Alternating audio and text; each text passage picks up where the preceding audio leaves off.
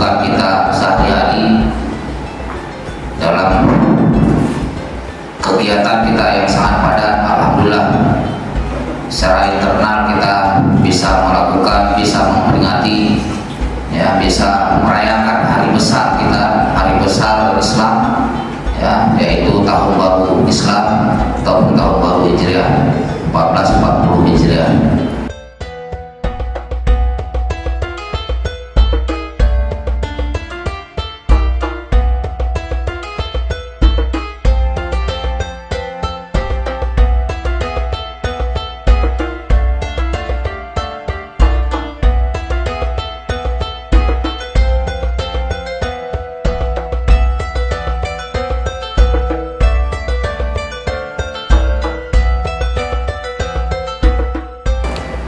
Allah tidak pakai ikra saja. Ikra bismi rabbikal ladzi khalaq. Bacalah dengan nama Tuhanmu yang telah menciptakan.